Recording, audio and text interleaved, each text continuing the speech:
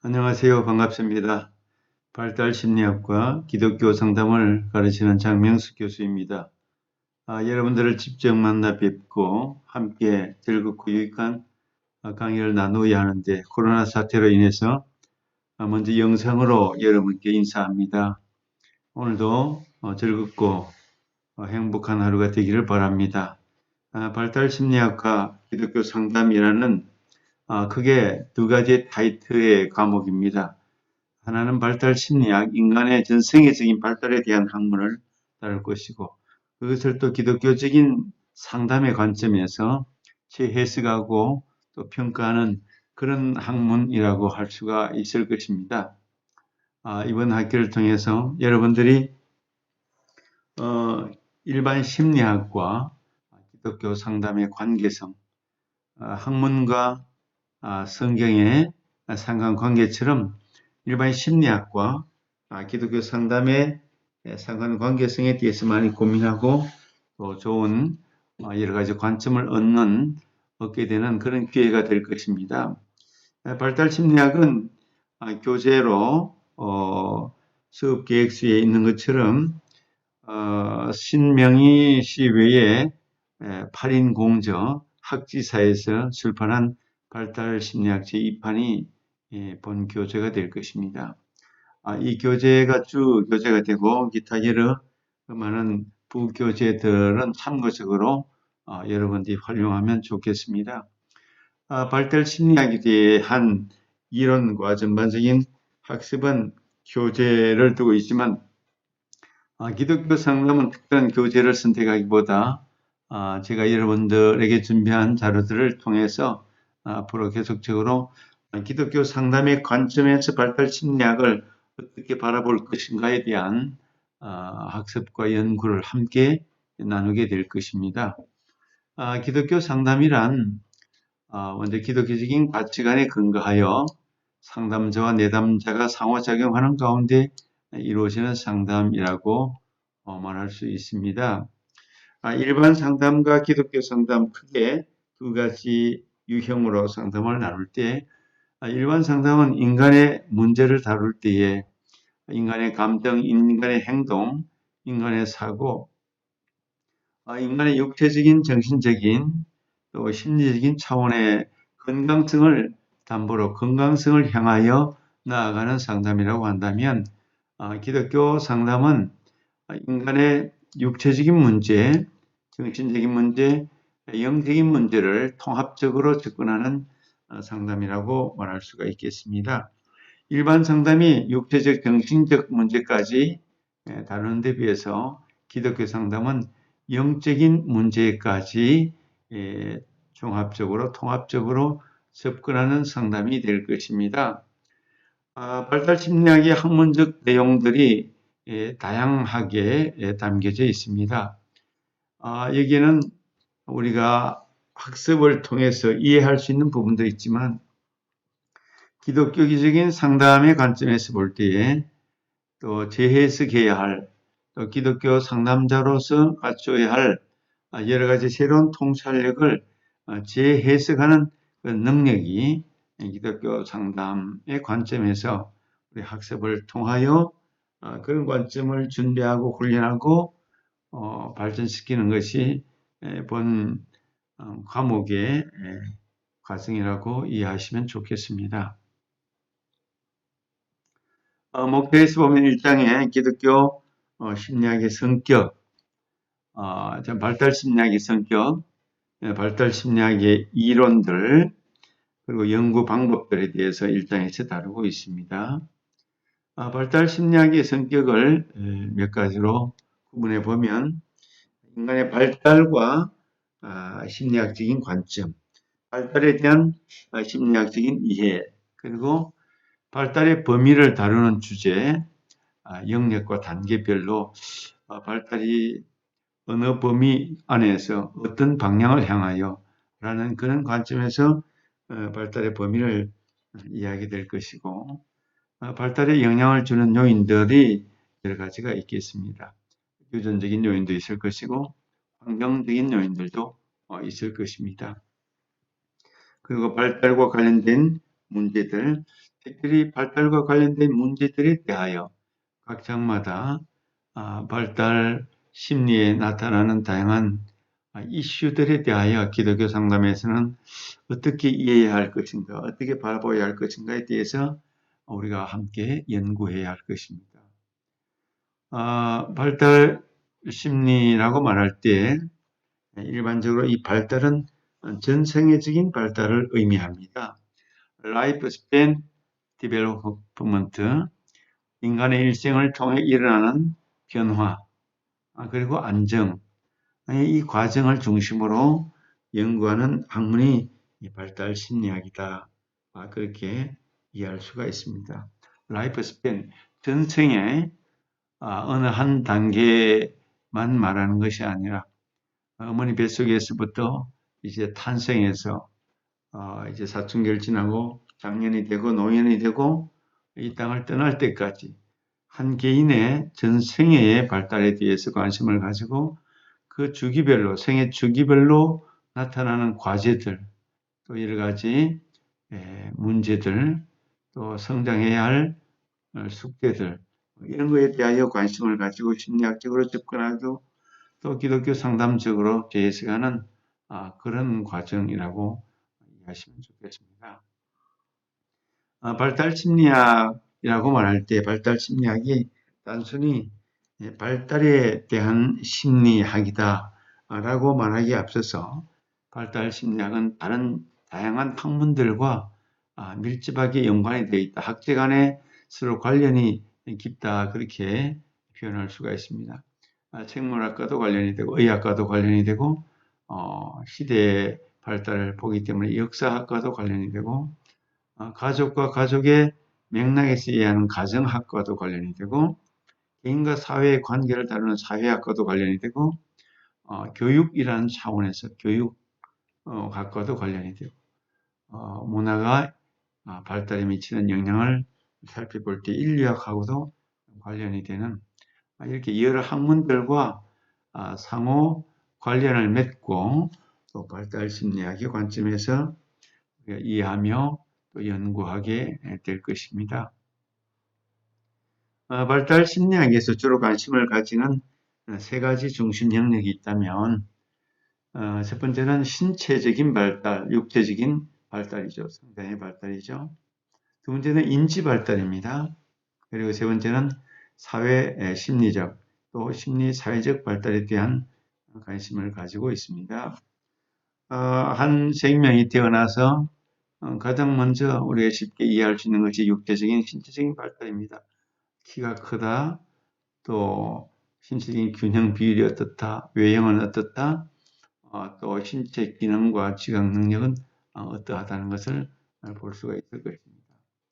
그래서 건강하다, 건강하지 못하다, 표준에 미친다, 못 미친다 이렇게 육체적인 신체적인 차원에서의 발달을 이해할 수가 있고 두 번째로 발달에 있어서 중요한 부분은 인지 발달입니다. 인지 발달은 주의력, 기억력, 학업적 지식, 일상 지식, 문제 해결 능력, 상상력, 창의력, 언어 능력에 이르기까지 이러한 발달이 종합적으로 이루어질 때에 한 개인은 건강한 발달을 이루고 있다. 발달 과제를 잘 수행하고 있다. 그렇게 표현할 수 있을 것입니다. 키는 잘하는데 말을 하지 못한다. 또 기억력이나 학업적 지식이 전혀 발달하지 못하고 있다라고 말한다면 아마 상당한 문제가 있다. 뭔가 병리적인 과제를 안고 있다. 그렇게 표현할 수도 있을 것입니다. 또 심리 사회적 발달을 발달 심리학에서는 중요하게 보는 것은 이것은 대인 관계적으로 감정적인 의사소통 또 자기 이해 능력 타인에 대한 이해와 대인 관계 기술 또 우정 친밀한 관계 도덕적인 그런 관념의 성장 행동의 변화 이런 차원도 함께 발달 심리학에서 관심을 가지는 영역입니다.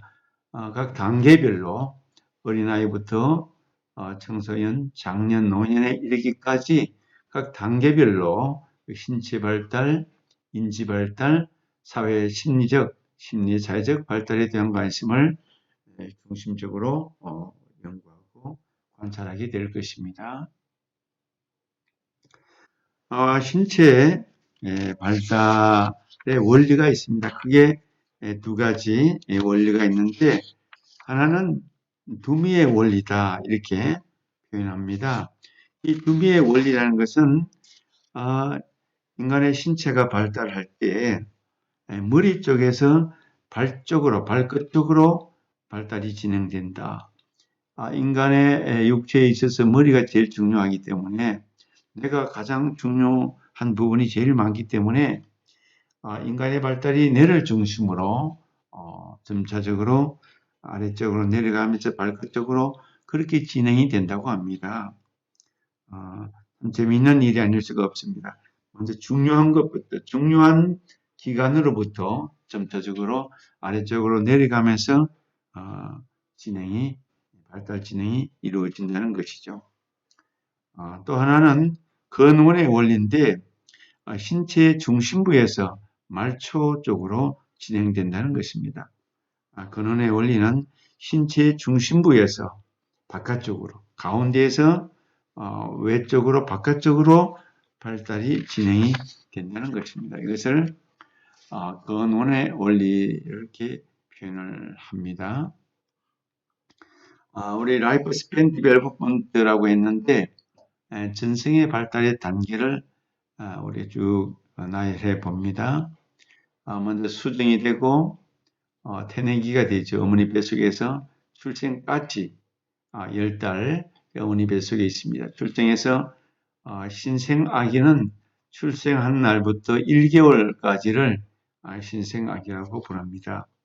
영아기는 1개월 이후부터 24개월, 만 2년까지를 영아기라고 부르고 유아기는 2세에서 6세까지, 아동기는 7세에서 12세까지, 그리고 사춘기는 청소년기라고 할 수 있는데 12세에서 20세까지 일반적으로 나누게 되죠.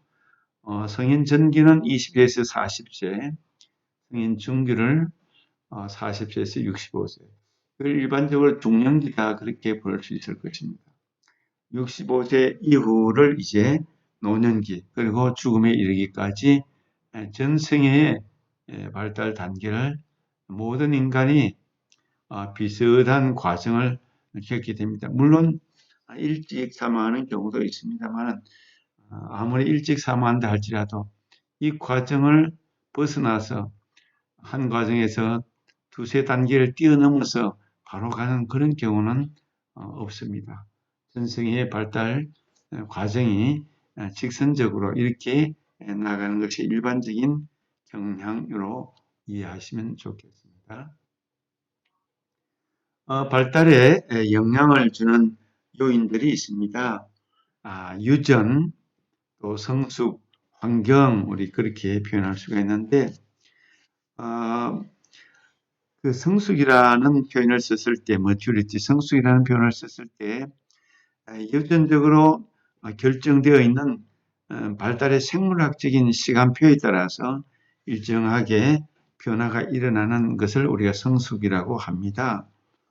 그래서 성숙을 이루는 데는 이 유전과 환경의 영향이 반드시 있게 되어 있습니다.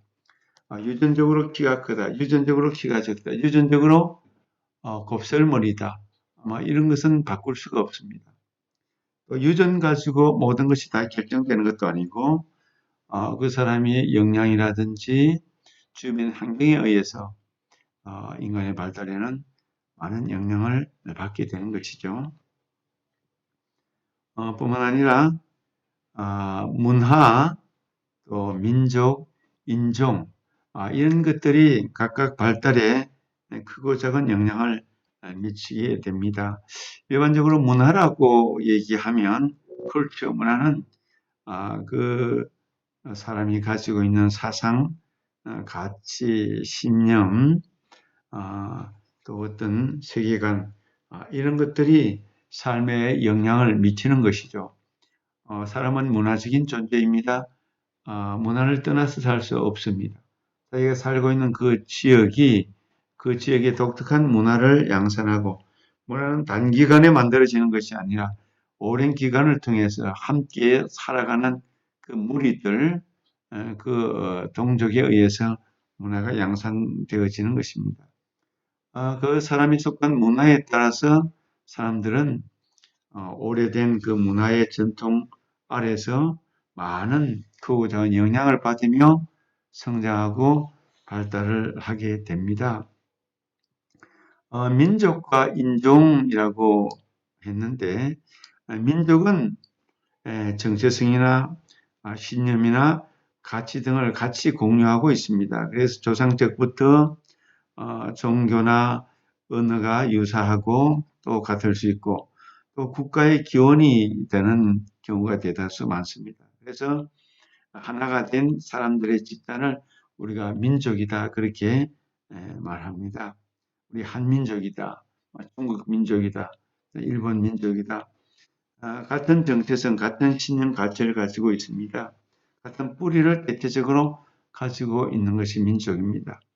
인종이라고 얘기할 때 이것은 피부색이라든지 신체 구조 등으로 분류하는 일반적으로 생물학적인 그런 개념으로 이해할 수 있습니다.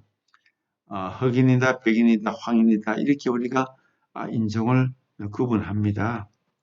주로 생물학적인 특성이 더 많이 나타나는 것이 인종이라는 개념이고, 민족이라는 개념은 어떤 정체성, 신념, 가치, 이런 차원에서 더 강조되는 개념이라고 이해할 수 있겠습니다. 이런 요인들이 인간의 발달에 많은 영향을 미치게 되는 것입니다. 또 발달에 영향을 미치는 것으로 규범적인 것, 또 비규범적인 것, 이런 것들도 인간에게 영향을 미칩니다. 규범이라고 말할 때는 비슷한 사람들이 서로 영향을 주고받는 것입니다. 그래서 생물학적으로, 환경적으로 어떤 사건에 같은 생각을 가지고 있다, 같은 틀을 가지고 있다, 그런 차원으로 이해할 수 있다면, 비규범적이라고 말하는 것은 규범을 떠나서 특정한 사람들이 만들어내는 그런 유형들을 말합니다. 이것들도 각각 서로 미치는 영향이 다르기 때문에 한 개인이나 또 구성원들의 발달에 영향을 다양하게 미치고 끼치는 것들이라고 이해할 수 있겠습니다. 우리가 발달과 관련해서 또 연속과 불연속의 개념을 생각해 볼 수가 있습니다. 연속적인 개념, 불연속적인 그런 개념이 있는데, 연속적인 개념은 우리 육체가, 신체가 발달할 때 꾸준하게 태어나서 쭉 자라가는 것을 우리 연속적이다. 태어나서 우리 아동기, 청소년기, 성인이 될 때까지 키가 170, 180 쭉 이렇게 연속적으로 커간다. 이것은 영속적인 변화다, 이렇게 말할 수가 있는데, 모든 것이 연속적인 것은 아닙니다. 불연속 또는 비연속적인 변화라고 말할 때, 이것은 어린아이가 누워있다가 또 기어가다가, 기어가는 단계하고 누워있는 단계는 전혀 다릅니다. 연속이라고 보기가 어려울 만큼 불연속, 단계가 전혀 다른 것이죠. 뿐만 아니라 기는 단계 사이가 걸어가는 단계로 변화된다면 이것은 연속이라기 보기보다는 불연속적인 그런 변화라고 이해할 수가 있습니다. 인간의 발달에는 이처럼 연속적으로 쭉 이어가는 측면도 있는 반면에 불연속적인 그런 변화도 일어날 수 있다는 것입니다. 또 개념 속에 아주 결정적인 시기가 발달 과정 속에 일어날 수가 있습니다. 주어진 어떤 사건, 어떤 주어진 시간대에 그 사람의 발전에 아주 치명적이고 또는 결정적이고 중대한 영향을 미친다는 그런 의미에서 결정적 시기라고 표현하는데, 한 극단적인 예를 들면 오스트리아 학자 로렌츠가 연구한 바에 의하면 그 각인 효과라고 하는데, 오리가 태어나서, 알에서 깨어나서 제일 먼저 보는 물체를 따라간다는 것입니다. 그것이 결정적인 시기죠. 제일 먼저 태어나서 제일 먼저 바라보는 것을 따라갑니다. 자기 어미가 아니더라도 다른 것이라도 따라간다는 것이죠. 이런 것을 우리가 결정적 시기다, 그렇게 말할 수가 있습니다. 또 천성과 양육이라는 관점이 있는데, 발달의 관점에서 볼 때 천성은 말 그대로 태어나는 유전적인 측면을 말하는 것입니다. 이에 비해서 양육은 환경적인 측면을 강조하는 것입니다. 현대 심리학적인 관점에서 보면 이 천성과 양육, 양자를 공히 같이 강조하는 것이지, 과거에는 천성을 강조한 때도 있었습니다. 또 어떤 학자들은 양육을 지나치게 강조하는 학자들도 있습니다. 그러나 현대 심리학의 관점은 천성과 양육을 상대적으로 같이 강조하는 그런 경향성이 더 강하다, 그렇게 이해할 수가 있습니다. 앞에서 얘기했던 대로 우리가 발달의 연속과 불연속성, 발달의 수준에 따라서 연속성이 있고 불연속성이 있다. 연속성은 꾸준하게 이렇게 나이를 먹어갈수록 동일하게 쭉 올라갔지만은, 불연속성에서 볼 때는 단계별로 차원이 다른 세계를 가지게 되는 것입니다. 씨앗에서 식물로 자라나, 씨앗과 식물의 세계는 전혀 다릅니다. 또 이 꽃이 피고 열매가 맺는 단계하고, 또 잎이 자라고 무성하게 자라는 단계는 전혀 다른 것입니다. 이런 것을 불연속이다, 그렇게 표현을 합니다. 인간에게 있어서도 연속성이 있는 반면에 이렇게 불연속성으로 나타날 때도 있다, 그렇게 볼 수 있습니다.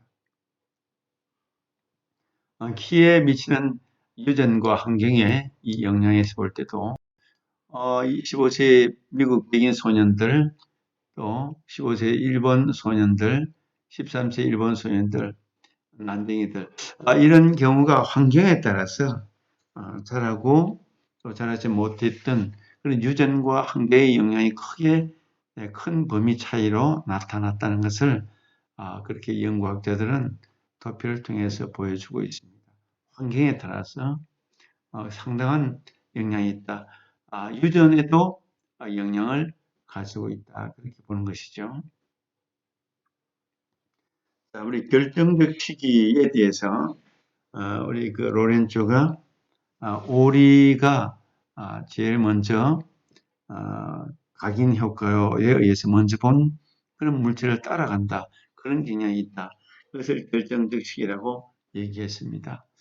이처럼 발달 심리학에 관련된 다양한 주제들, 다양한 특성들을 우리가 먼저 이렇게 살펴보았습니다.